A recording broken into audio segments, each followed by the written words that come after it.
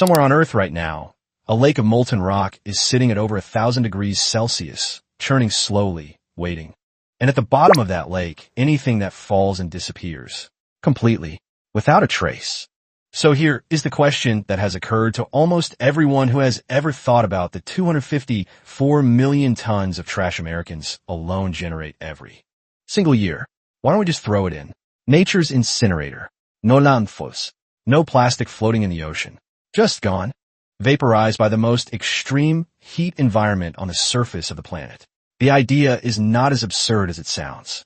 And the reason we don't do it is not what you think. This is what would actually happen if we dumped our trash into volcanoes. Let's start with the volcano itself. When you picture one, you probably picture a glowing lake of lava at the top, slowly bubbling like a pot left on the stove. Calm, accessible, predictable. That type exists. It is called a shield volcano. The lava lakes of Hawaii, studied for decades by researchers at the United States Geological Survey, are the most famous examples. Low-viscosity lava that flows slowly and relatively predictably. If any volcano were going to function as a garbage disposal, it would be this kind. But shield volcanoes are rare. The far more common type is called a stratovolcano, the Krakatoas, the Mount St. Helens of the world.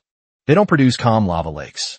They build pressure, and then they release everything at once in an explosive eruption capable of reshaping entire landscapes in minutes. Volcanologist Eric Clementi at Denison University has spent his career studying volcanic behavior, and his research makes clear that most active volcanoes are far more unstable than their calm exterior suggests. But let's be generous. Let's say we find a perfect shield volcano. What happens when we start throwing trash in?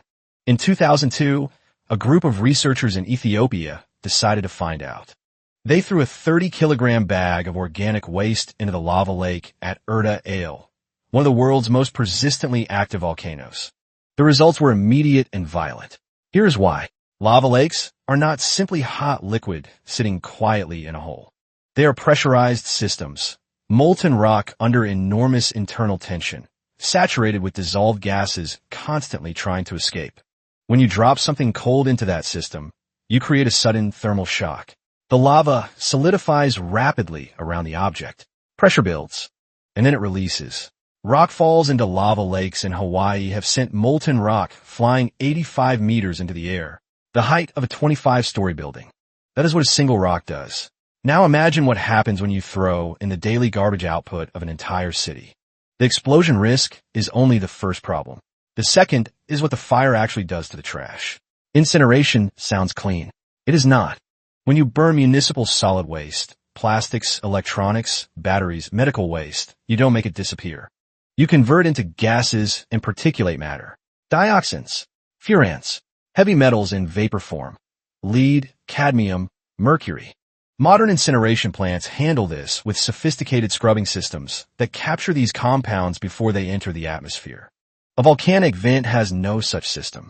Everything vaporizes and goes directly into the air. Research published by the American Geophysical Union has documented how major volcanic eruptions already affect regional air quality significantly.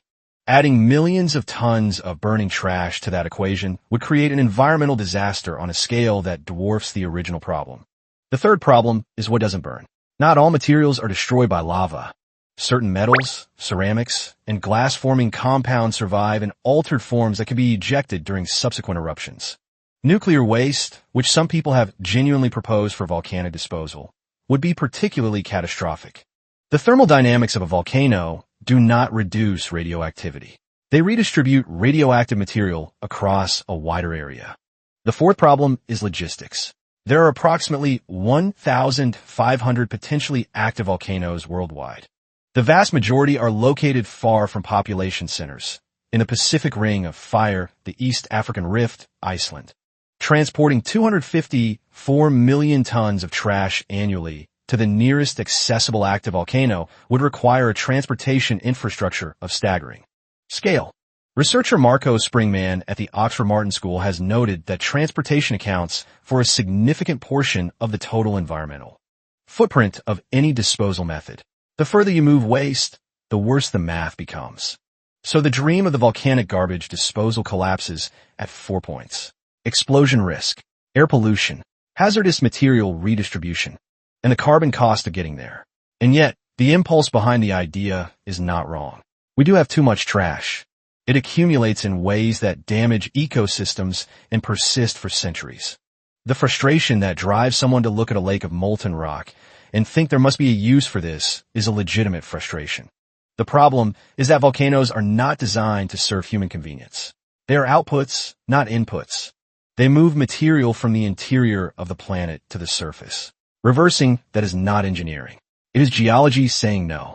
The most effective waste systems work with chemistry.